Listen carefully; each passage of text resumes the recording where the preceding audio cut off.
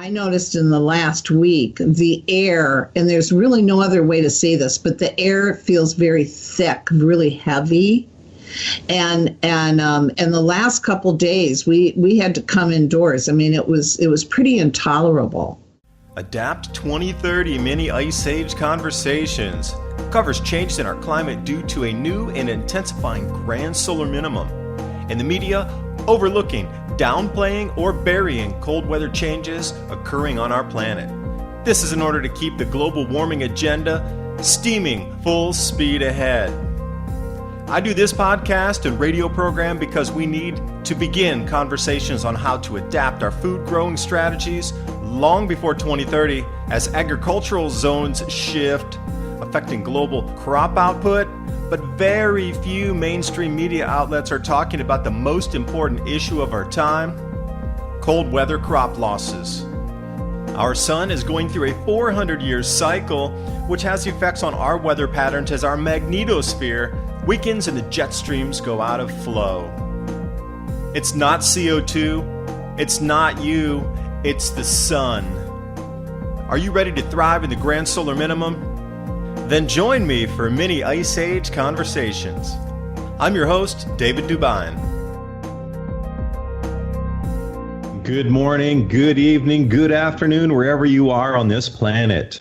Very interesting show coming up. I have Kate Hart, the Radical Gardener, with me. You can find her work at theradicalgardener.net. Sorry, it's not it's just radicalgardener.net. KateHart.com. And today we also wanted to talk about vibrational frequency in not only the body, but plant growth, and also what she's been working with, therapeuticsoundandwellness.com. Today's show is about staying in the moment and making the best of what your life has brought to you right now, the culmination, the accruing of the knowledge, the things that you thought were setbacks that have brought you to this moment right now. We're going to talk about earth changes, sounds in the sky, the intensifying grand solar minimum, and really solutions for all of these earth changes that we're experiencing together on this planet. I'm doing urban gardening, she's doing urban gardening, and we wanted to talk about these different solutions moving forward. And it's more a roundtable discussion on, what we're feeling intuitively across this planet. Everybody is feeling that something is just amiss right now, and a lot of people cannot put their fingers on what these changes are. We're going to try to discuss a few of these things, and as all of us have some little secret, special kind of talent in our lives, I wanted to bring this to you because we're talking about sound vibration, but Kate was multi-Grammy nominated, also a blues singer in the 1960s. We wanted to talk a little bit about this because we all have hidden talents. And how do we bring this together to create solutions moving forward in this grand solar minimum? Because looking over the news feeds just for the last couple of weeks, if you haven't seen the uptick in volcanoes, the never-ending hailstorms, the never-ending lightning storms, the never-ending flooding that you're seeing across this northern hemisphere, and then Australia has suddenly been plunged into an instant deep freeze. These things are going to intensify from this year forward. What we're seeing right now is really just the beginning of these earth changes. And if we go back in more ancient historical cycles and we use planetary geometry and we really look back into the past at some of these more ancient cultures, I think they hold the answers.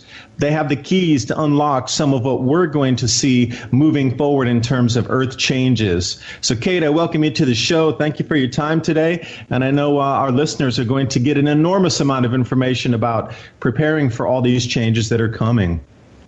Oh, thank you for having me. That was really a great intro. And I especially love when you said, it's not you, it's the sun. It really puts it in perspective. So that was great. But thanks for having me. Yeah, we do want to talk about that, too, because as you and I growing up through our lives, we've seen the bait and switch occur. When I was growing up and I first started learning about these, changes in our climate, it was always CO2 and it was global warming and everything was going to warm and it was just going to get hotter and hotter and snow would be a thing of the past. And then suddenly they switched it, and now it was climate change, and then it was extreme weather, and everything we had heard for the first 10, 15, 18 years about warm, warm, warm, it didn't follow their model, so they just suddenly changed it. So this is something we can both talk about because we've been around long enough to see that bait and switch go on, especially in terms of CO2 creating all the problems. And speaking of agriculture and other things that can enhance our lives, I wanted to talk about CBD oil for just a second here, and I do thank Hemp Lucid for making this production possible. These days, CBD oil is becoming extremely popular for all of the good that it can do for your health. And doing a bit of research online, there's so much information coming out now detailing how effective CBD oil is for pain, anxiety, stress, and even some chronic illnesses. And moving forward in the whole grain debacle with the grand solar minimum cooling, hemp is going to be a major part of us transitioning to a new protein source in the seeds. But at the same time, the CBD industry is expanding. And as an example of this, Hemp Lucid, the most wholesome and most potent raw hemp extractions available. When you use Hemp Lucid products every day, you'll feel the benefits of mind, body, and spirit. You can see the full range of their products at hemplucid.com. You'll be amazed at the balance you feel. You'll find that link below and all the articles we're talking about in our discussion today in the description box below. Well, yeah, I can remember, I'm 68 years old, so I can remember in the 70s when we were talking about a possibility of ice age and cooling temperatures. I mean, do you remember that? I don't know how old you are, but I remember that clearly. And then all of a sudden, the narrative changed, and it never felt right to me. I don't have a science background. I do go by intuition and doing a lot of research and connecting dots, and it just never sounded true to me. And and I would look out my window. I mean, it just didn't seem like that's what was happening. So, and I always believe that the Earth really has a mind of its own, and we're pretty insignificant. So I don't know. And it didn't seem like the temperatures were changing in the solar system the way that they said they were. So the other planets weren't warming up. So if they weren't, why were we? Yeah, now that definitely has changed, where all the planets are showing significant energetic changes. Now, whether these energetic changes also equal temperature changes, but what they're seeing even out in like Neptune, they're seeing the poles are starting to glow more, just like we have the aurora on our own Earth here, where they're starting to see planet-wide, solar system-wide changes in the heliosphere. If we even want to take it further out into the galactic plane, if you will, when we get out to the very edge of our heliosphere, this is also changing. So you really have to wonder, I mean, these Birkeland currents are coming in from other star systems or other galactic quadrants that are powering our star. So you really need to wonder what the changes are going on further abreast of our own, solar system, further out to the edge of its electromagnetic boundary. And then also the changes, like just the area of space that we're traveling through that's more energetically, let's say, ionized or electrified, if you will. There's just a lot of changes far beyond our own sun and our own Earth and our own solar system. But if you look around, there's just so many changes going on within the galactic area as well. Is science interested in that at all? I mean, well, the amount of galactic cosmic rays that are coming in that are also increasing. There's two types of cosmic rays. We have the cosmic rays that generally they come from the sun. They're in our solar system here. They get to cosmic rays. And then we have the galactic cosmic rays, which are quite different. They're a different animal altogether. They're coming from outside of our solar system.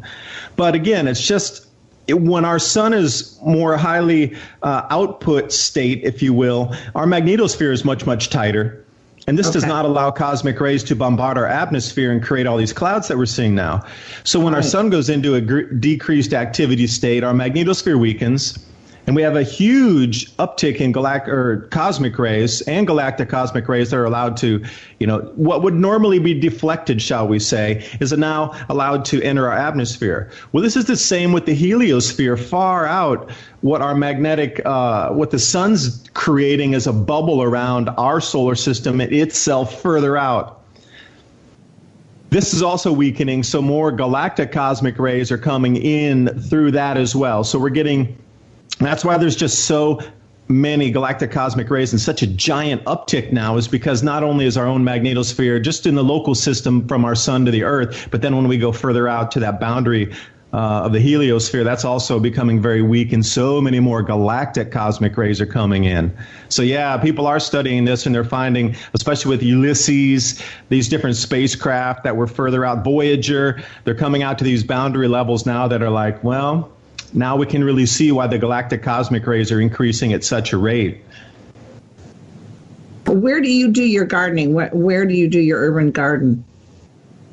Currently, I'm at 24 degrees north latitude, and I'm in a city environment. I actually moved further toward the mountain area on the very periphery of a city so I could get this experience. And what I found so far is it's very much more difficult to, let's say, container garden on a balcony than it would be to just plant in a soil condition that you're used to just planting in the ground. Very different, right. Very, very difficult.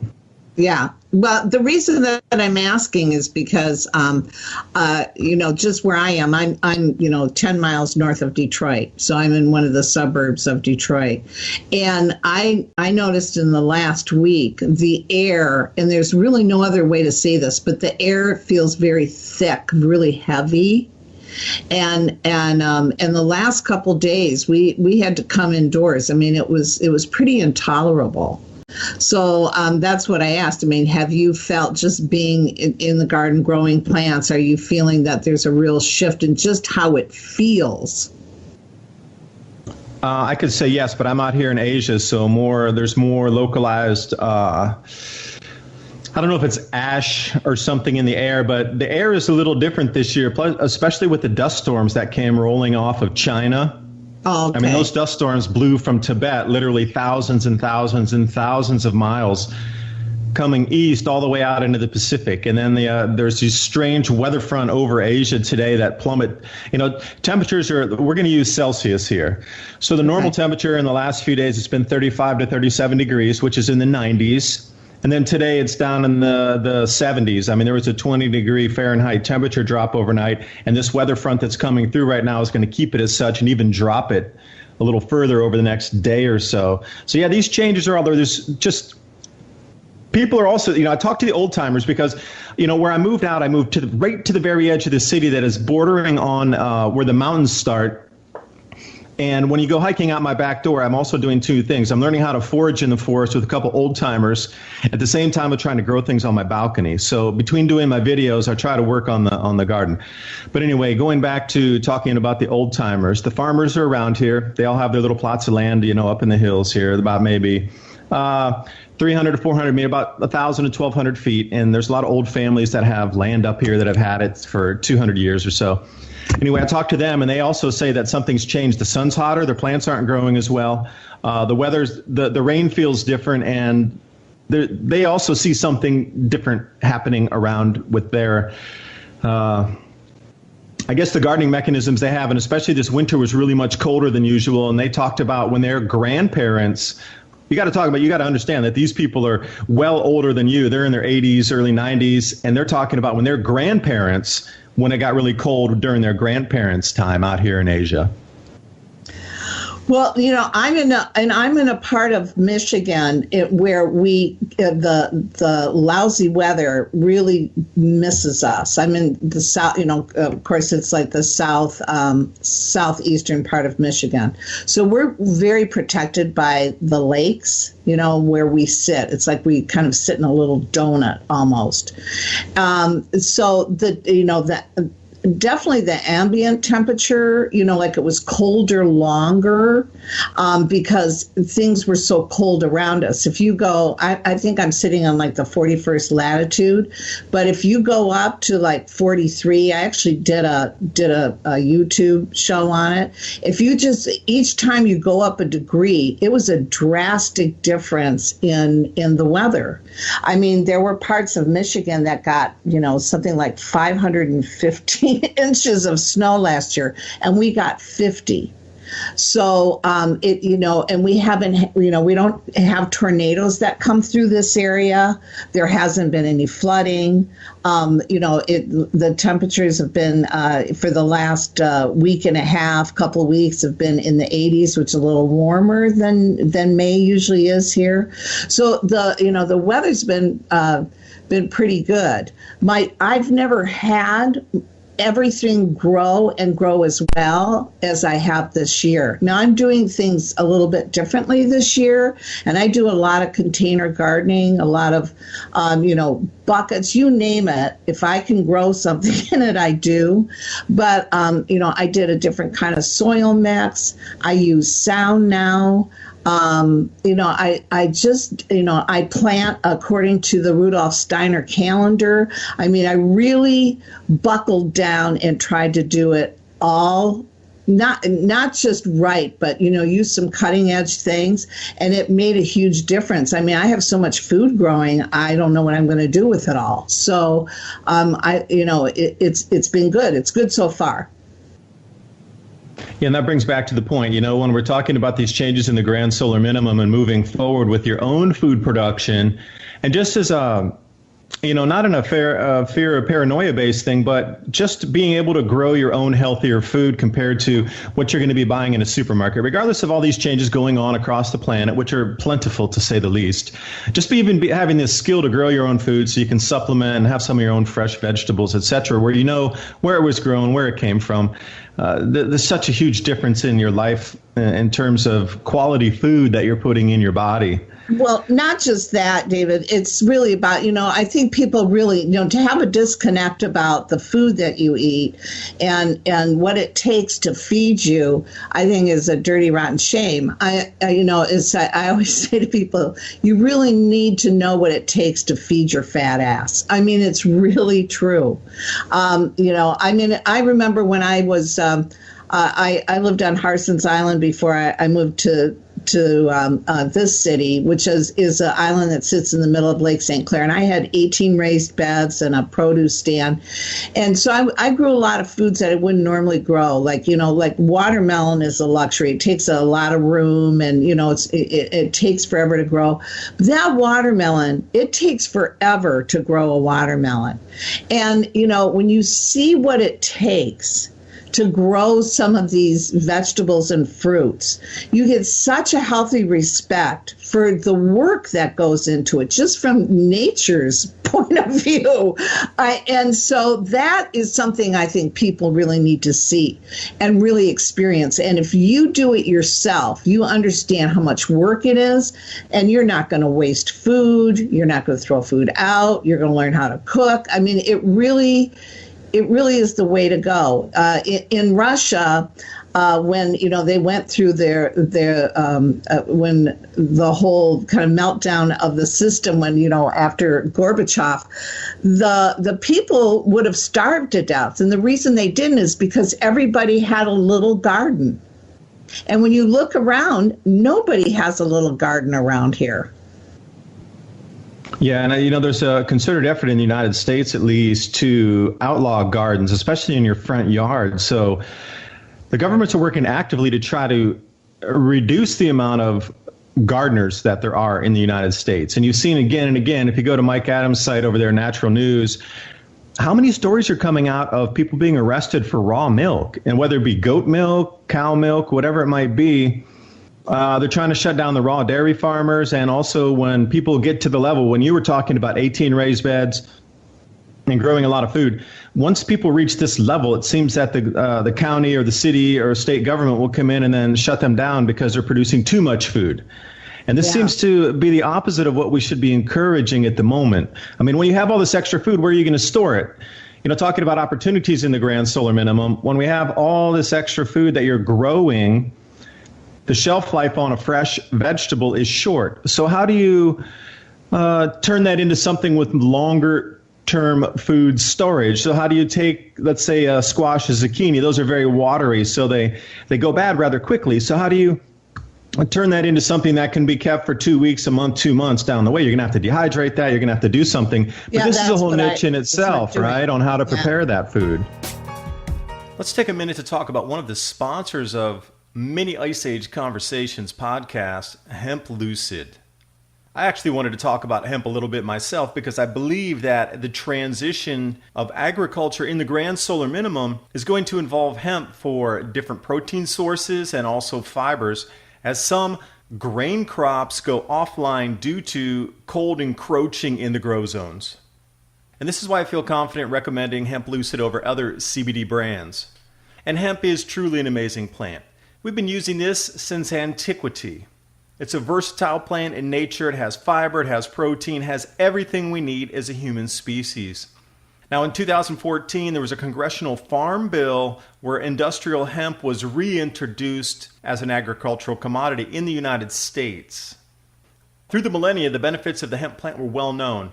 Hemp agriculture dates back at least 10,000 years. There's thousands and thousands of known applications for hemp. I mean, really, look around you. Almost everything that you see right now could be made from hemp. Biodegradable, renewable, and we can use every part of the plant. It's a superfood, if you will. I talk about Moringa oleifera, spirulina algae. Well, here's another superfood, hemp. It promotes natural well-being anyway if you just eat the protein-rich seeds as you would with, say, sorghum or millet or amaranth. It's right in that same category of healthy, nutritious plants. And when you're feeling better, your energy levels are higher. That is a fact. I don't care what grain you're eating. If you're eating right, you're sleeping better, more energy. And the health benefits of all these other grains I mentioned, including hemp, are well tested in clinical studies. There are literally millions of published papers on the science of how these grains, including hemp, work in your body. Now, one particular category of hemp products called CBD oil, it's been in the news a lot recently. CBD is a biochemical compound found abundantly in the hemp plant, not just the seeds, not just the leaves, the entire plant. The hemp CBD oil has a perfect lock and key relationship with the cell receptors, not only in your brain, but widespread throughout your body, providing you a wider spectrum of subtle but noticeable improvements for your mind, body, and spirit. And Hemp Lucid is becoming an innovative force in this blossoming industry, providing pure, delicious, effective Colorado hemp CBD oil, all natural, non-psychoactive extract of the entire plant, not just the isolated CBD molecule. And it doesn't have any of the euphoric properties normally associated with the cannabis plant. Now, talking about extraction methods, with Hemp Lucid, they don't use any solvents or additives, nothing artificial. And while you are looking for an extract, you need to look for clean, pure, and also that the chemical structure of the ingredients remain fully intact. Hemp-derived CBD oil is legal in the United States. It has multiple valuable uses in everyday life. Hemp Lucid strives to continue the work of nature in the human body using only the purest ingredients, and they do mean it when they say experience life again. Give their oils a try and at least learn more about the subject of CBD oil at hemplucid.com and use the discount code ADAPT at checkout to save 20% on your total order.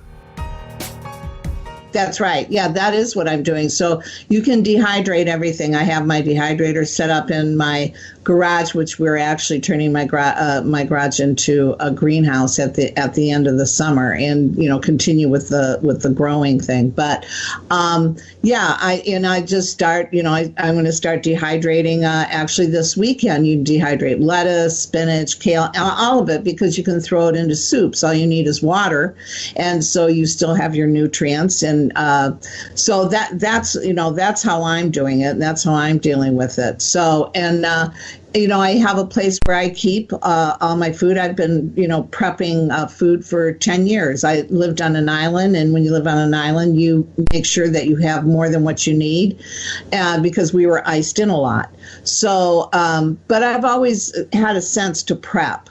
And so, I have a place where I keep all of my stuff. And as I dehydrate and put things in jars and bags, I just take it over to where I keep everything. And that way I will keep my food, and I can benefit from what I'm growing. Yeah, and if I could share a story out here in Taiwan about watermelons at the moment. I don't know if you're seeing this on the news or not, but the police are stationed across the fields because the prices of melons in Asia have risen so much that people are coming in and stealing melons out of the fields at night. So what they're doing is that police are stationed in all the fields right now, and they have checkpoints coming in and out of the melon growing areas. And we saw the very same thing back in 2008 and 2009 when nighttime harvesting took place of rice down in Thailand, where, again, they had to put the military out in the rice fields to prevent marauders coming in with their own harvesting gear at night and coming through and clearing out an entire field. And then when they woke up in the morning, hey, the whole field had been harvested and somebody drove away with all their rice.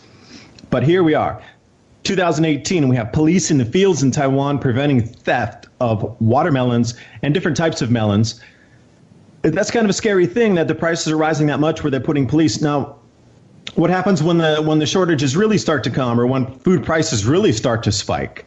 This is the whole thing why we really need to get some solutions and start to get ready to grow our own some of our own produce. Well, this is what, we have a neighborhood list that's online. It's called Nextdoor or something. Lots of neighborhoods have access to it. And so I went up on it a few months ago, and I said, I booked time at the library and for people to come who want to talk about prepping as a community. And I kept it really light. I didn't talk about a solar minimum, none of that. Remember, I'm in Michigan, it's like, people aren't going to just believe you. They want you to prove it. So that's just the Midwest. So anyways, the smart ass remarks I got back from that, it's like, as long as I can go to the grocery store, I'm not going to have to worry about food shortages. I mean, it was nutty. So I was so discouraged by that.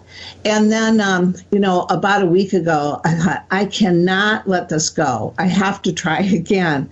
So the way I've approached it is I'm offering gardening classes, and everybody jumped on that. And so that's what I'm doing now. I'm doing gardening classes for, our neighborhood, and teaching people how to grow in a small area, how easy it is, and they're very encouraged. It's interesting, just the change in the lexicon, the way people perceive your message. It's almost like prepping has been turned into one of those trigger words that that they set up psychologically. When you hear some words like conspiracy, you turn off. Aliens, you turn off. Right. They program people through their whole lives to turn off when they hear certain words. Prepping seems to fall into that same category now versus.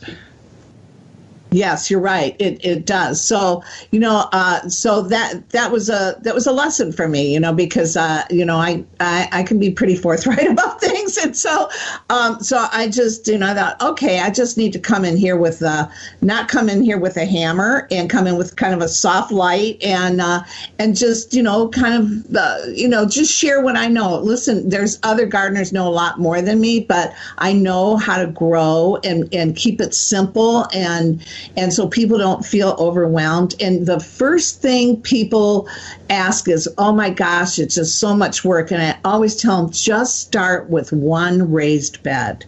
Just one raised bed. If you grow lettuce all summer, you've got something to eat. Just start with a corner in your backyard. If you don't have a backyard, just get some pots. You can go get those half barrels from Home Depot. I think they're $8. Put some gravel in the bottom so it has some good drainage. Do a good soil mixture where you have peat moss and your compost and your soil. You do a third of each. You put it in the pot, and you are ready to go.